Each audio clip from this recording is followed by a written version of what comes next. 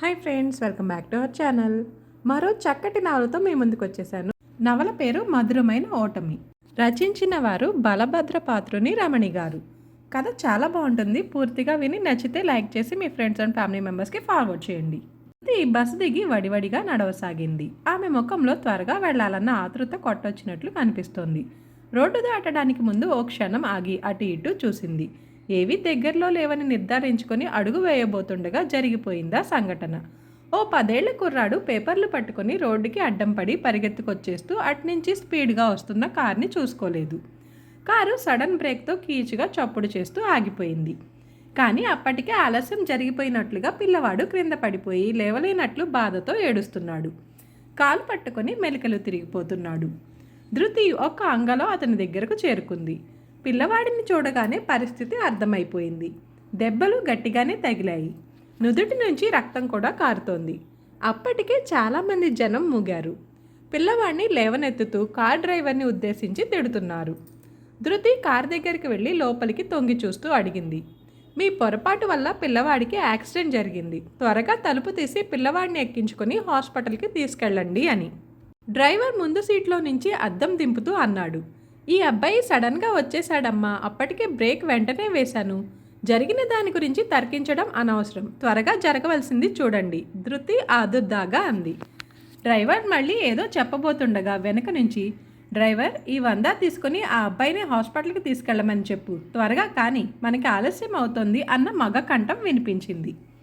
ధృతి వెనకాల కిటికీ దగ్గరకు దూకుడుగా వచ్చి ఈ 100 పుచ్చుకొని ఆటో కోసం ఎదురు చూసి అందులో ఎక్కించుకొని హాస్పిటల్కి తీసుకువెళ్లే లోపల ప్రమాదం ముదిరిపోతే అందుకు ఎవరు బాధ్యులు? మీరే ఈ కారులో అతన్ని తీసుకెళ్ళండి అంది. ఆయన కంఠం కొంచెం కటువుగా అసహనంగా వినిపించింది. నాకు ప్రతి నిమిషం చాలా విలువైనది. పరిస్థితి అంత ప్రమాదకరంగా కూడా అనిపించలేదు. అందుకని ఆ పని ఏదో మీరే చేయండి. కావాలంటే ఇంకో 50 తీసుకోండి. ధృతి ఆవేశంగా, మీరు ఏం పని మీద వెళ్తున్నారో, అందుకు ఆలస్యం అయితే ఏం నష్టమో నాకు తెలీదు. కానీ నేను మాత్రం చాలా అవసరమైన పని మీద వెళ్తున్నాను. నాకు ఆలస్యం అయితే నాకు, నా కుటుంబానికి జీవనాధారమైన ఉద్యోగం నేను పోగొట్టుకోవాల్సి రావచ్చు. ఇక్కడ జరుగుతున్న ఈ వ్యర్థ ప్రసంగం వలన నేను నష్టపోతున్నదే ఎక్కువ. పర్వాలేదు, నేను నా కుటుంబంలోని వారు తిండి లేక మాడిన ఒక ప్రాణం రక్షింపబడితే అంతే చాలు. మీరు ఇంకో 200 ఇచ్చినా సరే నేను ఒప్పుకోను. మీరే ఈ పిల్లవాడిని హాస్పిటల్కి తీసుకెళ్ళాలి.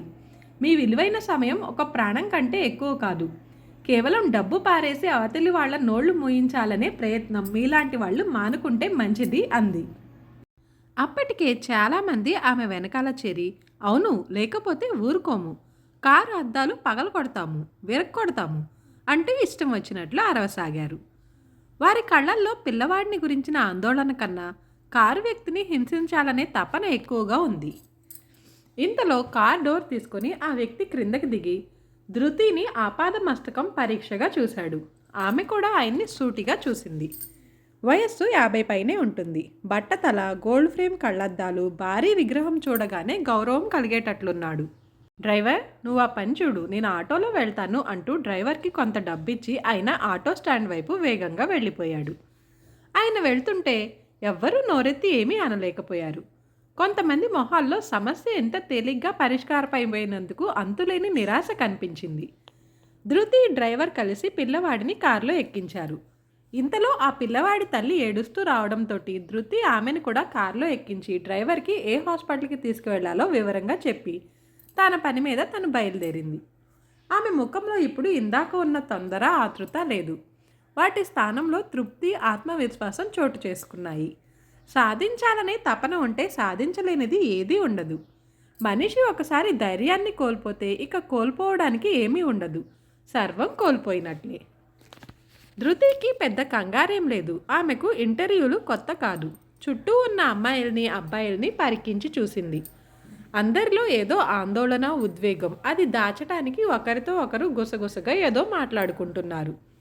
మొదటిసారి ఇంటర్వ్యూకి వచ్చిన వాళ్ళ మొహాలు మరీ తెలిసిపోతున్నాయి. చేతులు కాళ్ళు వణుకుతుంటే బిగించుకొని కూర్చున్నారు. కొంతమంది గొంతు దగ్గర తడుముకొని దండం పెట్టుకుంటున్నారు. ధృతి పెదవుల మీదకి చిరునవ్వు చేరింది. తను అంతే.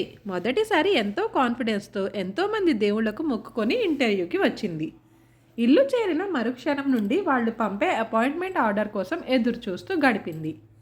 తర్వాత తర్వాత అనుభవం మీద తెలిసింది ఉద్యోగాలు దొరకడం అంత సులభం కాదని. అనుకోకుండా ధర్మ ఎలక్ట్రానిక్స్ నుండి ప్రిలిమినరీ ఇంటర్వ్యూలో సెలెక్ట్ అయినట్లు ఫైనల్ ఇంటర్వ్యూకి రమ్మని లెటర్ రావడంతో ఇంట్లో అందరికీ కాస్త ఆశ కలిగింది, ధృతికి తప్ప. ఎన్ని చూడలేదు కనుక అనిపిస్తోంది. ధృతి ధృతి తన పేరు గట్టిగా వినిపించడంతో లేచి నిలబడింది. ప్యూన్ లోపలికి వెళ్ళమని సంజ్ఞ చేశాడు. లోపలికి వెళ్ళి నమస్తే అని చేతులు జోడిస్తూనే ఆమె మ్రాన్పడిపోయింది. కారణం అక్కడ కూర్చున్న వ్యక్తి ఇందాకడ కారులోంచి దిగిన వ్యక్తి కావడమే. ఆయన కూడా కొద్దిపాటి ఆశ్చర్యంతో ఆమెను చూసి అంతలోనే సర్దుకొని ప్లీజ్ సిట్ డౌన్ అన్నాడు. ఆమె థ్యాంక్స్ చెప్పి ఎదురుగా కుర్చీలో కూర్చుంది. ఆయన గొంతు సవరించుకున్నాడు. ఆమె ఊపిరి బేబగట్టి ఇందాక సంఘటన గురించి ఏమైనా అంటాడేమో అని ఎదురు చూడసాగింది. ఇంతలో ఆయన గొంతు కంగుమని మ్రోగుతూ వినిపించింది. నీకో చిన్న పరీక్ష పెడుతున్నాను. నా పర్సనల్ అసిస్టెంట్ ఉద్యోగం అంటే చాలా చురుకుగా ఉండేవాళ్ళు మాత్రమే చేయదగ్గది కాబట్టి నువ్వు వెంటనే పేపర్ పెన్ తీసుకుని నీ ఎదురుగుండా కనిపిస్తున్న వస్తువుల గురించి నువ్వు గమనించినది ఆగకుండా 2 నిమిషాల పాటు రాయాలి. సరిగ్గా 2 నిమిషాలు అవగానే ఆపేయాలి. నేను స్టాప్ అంటాను. ధృతి వెంటనే పేపర్ పెన్ అందుకుని రాయడం ప్రారంభించింది. ఆయన ఆలోచించటానికి కూడా ఆగకుండా ఎంతో చకచకా రాయసాగింది. స్టాప్ అని వినిపించగానే ఆపేసింది. ఆయన ఆమె చేతిలో నుంచి పేపర్ అందుకుని చదవసాగాడు. ఆయన చదువుతుంటే ధృతి పెదవులు చిన్న చిరునవ్వుతో విచ్చుకున్నాయి. అందులో ఇలా రాసింది: ఈయన నాకు ఉద్యోగం ఇస్తాడో ఇవ్వడో ఆ దేవుడికే తెలియాలి. చాలా లోతైన మనిషిని కళ్ళు చూస్తే తెలిసిపోతుంది. మనిషి మాత్రం కుర్చీలో నిండుగా హుందాగా నీడ పట్టున కూర్చోవడం వల్ల వచ్చిన రంగుతో బాగున్నాడు. చూడగానే ఇటువంటి మామగారో తాతగారో ఉంటే బాగుండును అనిపించేటట్లుగా ఉన్నాడు. బహుశా అలా అనిపించడానికి కారణం ఆయన చెవులలో నుంచి బయటకి కనపడుతున్న వెంట్రుకలనేమో. అసలు ఈయన నవ్వు అనే మాటని మర్చిపోయాడేమో పాపం. నాకు కనుక ఉద్యోగం ఇస్తే తప్పకుండా ఈయనకి నవ్వడం నేర్పిస్తాను. ఈయన నన్ను గుచ్చిగుచ్చి చూస్తుంటే ఈయన చాలా తెలివైన వాడని, వయస్సులో ఉన్నప్పుడు బహుశా ఈయన చాలా అని ఆపేసింది. అది చదువుతున్నప్పుడు కూడా ఆయన ముఖంలో ఏ భావం కనిపించలేదు. పేపర్ మడిచిపెట్టేస్తూ నేను వస్తువుల గురించి అడిగితే నువ్వు నా గురించి రాసావేంటి అని అడిగాడు. ధృతి చిన్నగా నవ్వుతూ నిజం చెప్పాలంటే నా ఎదురుగుండా ముభావంగా కూర్చున్న మిమ్మల్ని చూస్తుంటే నాకు అంటూ పూర్తి చేయకుండా నవ్వేసి అంతలోనే సారీ అంటూ ఆపేసింది. నేను నీకు వస్తువులా కనిపించానంటావు అంతేనా అభావంగా అడిగాడు ఆయన. ఆమె నవ్వు బిగబట్టి తలూపింది. చూడమ్మా, మనకి అర్జెంటుగా అందవలసిన గూడ్స్ ఎందుచేతనో అందలేదు. అవి వెంటనే కావాలన్న తీవ్రత ధ్వనింపచేస్తూ ఒకే వాక్యంలో ఫోన్లో చెప్పాలి. ఏం చెప్తావు అడిగాడు గంభీరంగా. మాకు ఆ గూడ్స్ నిన్నే కావాలి అంటాను అంది ఇంగ్లీష్లో. ఆయన మెచ్చుకోలుగా తల పంకించి నీ జీవితం ఎలా ఉంటే బాగుంటుందని నువ్వు అనుకుంటున్నావు అని అడిగాడు. ఆమె సీరియస్గా చెప్పింది.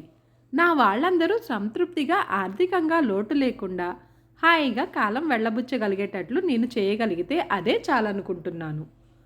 ఆర్థిక ఇబ్బందులు తప్ప మరే ఇతర ఇబ్బందులు లేవా నీకు? లేవు. నేను చాలా అదృష్టవంతురాల్ని. నేనంటే ప్రాణం పెట్టే కుటుంబ సభ్యులతో కూడిన ప్రేమపూరితమైన గృహ వాతావరణం నాకు ఉంది. డబ్బు నా కుటుంబ అవసరాలకు తీర్చగలిగేటంత దొరికితే చాలు.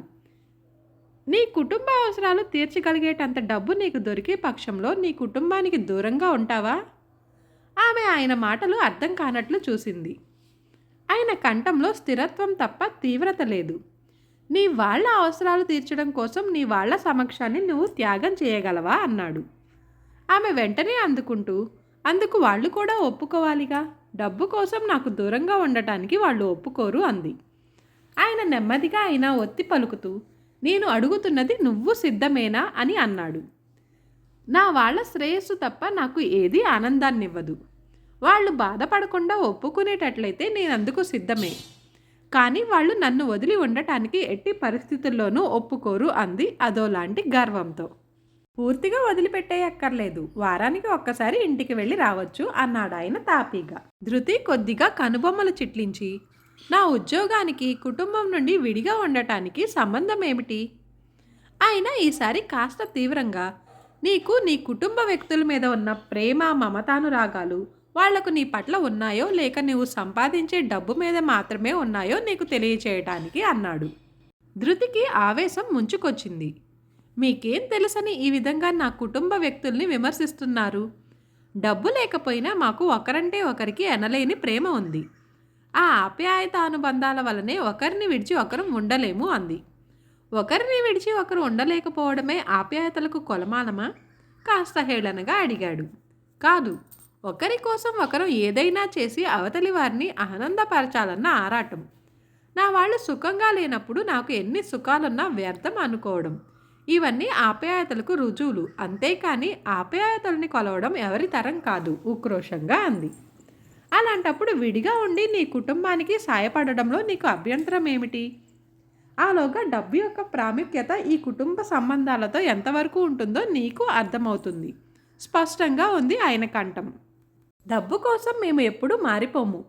ఉన్ననాడు లేనినాడు ఒకే రకమైన ప్రేమ మా మధ్యన ఉంటుంది అంది రోషంగా. ఆయన కొంచెం ముందుకు వంగి కళ్ళద్దాలు సవరించుకుంటూ, నీ మాటల్లో నిజం మాటలా ఉన్నా నాకు ఇంకో కారణం కూడా ఉంది అన్నాడు. ఆమె ఏమిటి అన్నట్లు చూసింది. కుటుంబం అన్నాక రకరకాల ప్రాబ్లమ్స్ ఉంటాయి. వాటి తాలూకా ప్రభావం నీ మీద పడి నువ్వు నీ కర్తవ్యాన్ని జాగ్రత్తగా నిర్వర్తించలేకపోవచ్చు. అందువల్ల నేను నీకిచ్చే జీతంలో ₹1 నష్టం వచ్చినా నేను భరించలేను. నేను పక్కా మెటీరియలిస్ట్ని. ఆయన వెనక్కి వాలుతూ అన్నాడు. ధృతి ఆశ్చర్యంతో కళ్ళు పెద్దవి చేసి, ఆర్ యూ సీరియస్ అని అడిగింది. Yes, of course. ఆమె లేచి నిలబడి, ఎంతోమంది కుటుంబంతో కలిసి ఉండకుండా విడిగా ఉంటూ ఉద్యోగాలు చేసుకుంటున్నారు. కానీ మీరు చెప్పిన కారణం వల్ల మాత్రం కాదు. మనసు సంతోషంగా ఆహ్లాదంగా ఉండేందుకు కుటుంబ వాతావరణం ఎంతగానో తోడ్పడుతుంది. నా సొంత వాళ్ళ వల్ల నాకు మనశ్శాంతి ఉండదు అనుకునే పక్షంలో అసలు వాళ్ళు నా వాళ్ళు అని ఎలా చెప్పుకుంటాను అంది ఆవేశంగా. ఆయన అంతా విని, ముందు కూర్చో అన్నాడు ప్రశాంతంగా. ఆమె మళ్ళీ కూర్చొని కొంగుతో ముఖం తుడుచుకుంది.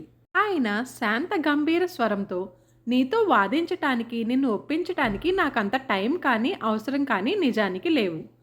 నువ్వు ఇంటర్వ్యూలో మార్క్స్ బాగా స్కోర్ చేసినందువలన నీ ప్రవర్తన నాకు ఆసక్తికరంగా ఉన్నందుక నీతో ఇలా ఓపిక్గా మాట్లాడుతున్నాను.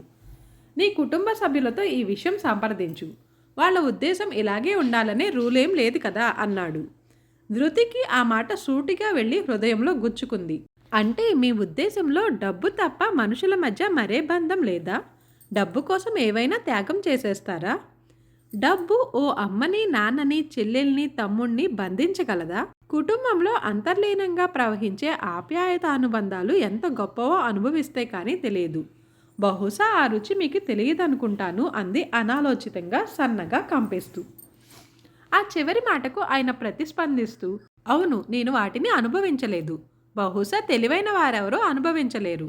లాభం లేకుండా ఎవరూ ఈ ప్రపంచంలో మరో మనిషి మీద నువ్వు చెప్తున్న ప్రేమ, ఆప్యాయత, అభిమానం లాంటివి గుమ్మరించరు. తల్లిదండ్రులు పిల్లల్ని పెంచి పెద్ద చేసిన తర్వాత వారికి తెలియకుండానే ఆ పిల్లల ద్వారా సుఖాలు, ఆనందాలు పొందాలన్న స్వార్థం మొదలవుతుంది.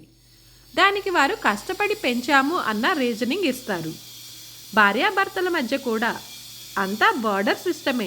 నేను నీకు ఇది ఇస్తాను, నువ్వు నాకు ఏమిస్తావు అనే పందాలో సాగుతుంది. ఇక అన్నా చెల్లెళ్ళు, అక్క తమ్ముళ్ళు లాంటి సంబంధాలు కేవలం ఎవరి జీవితం వారికి ఏర్పడే వరకే. ఆ తర్వాత ఒకరి గురించి ఒకరు ఆలోచించటానికి కూడా అంత ఇంట్రెస్ట్ ఉండదు. మీరు చెబుతున్న దానికి అంగీకరించను అంటూ ఆమె అడ్డుకోబోయింది. ఆయన అరచేయి చూపించి వారిస్తూ, నేను అంగీకరించేవాడిని కాదు నీ వయసులో, అంటే 22 అమాయకత్వంలో ఉన్నప్పుడు. ఆ వయసులో లోకమంతా స్వచ్ఛంగా కనిపిస్తుంది.